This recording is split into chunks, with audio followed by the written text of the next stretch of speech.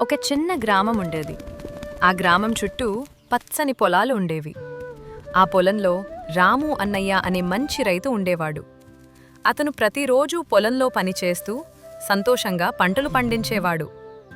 గ్రామంలో పిల్లలందరికీ రాము అన్నయ్య అంటే చాలా ఇష్టం. అదే గ్రామంలో చిట్టి అనే చిన్న అమ్మాయి ఉండేది.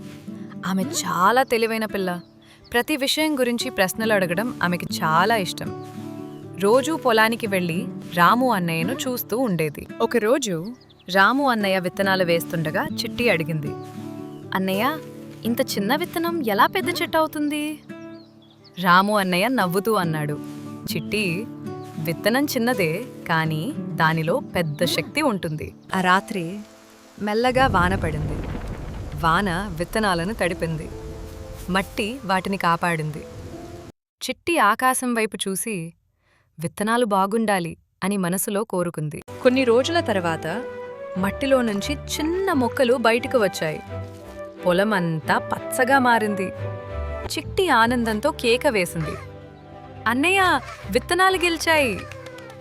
రాము అన్నయ్య నవ్వుతూ అన్నాడు, మనమూ కష్టపడితే మన కలలు గెలుస్తాయి. ఆ రోజు నుంచి చిట్టి ఇలా చెప్పేది, నేను చిన్నదాన్నే, కానీ విత్తనంలాగానే పెద్దదాన్నవుతాను.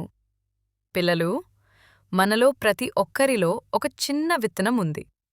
కష్టం ప్లస్ ఓర్పు ఉంటే అది పెద్ద విజయంగా మారుతుంది. పిల్లలు, మీకీ కథ నచ్చితే ఇలాంటి ఇంకా మంచి కథల కోసం మా ఛానల్ని సబ్స్క్రైబ్ చేసుకోండి.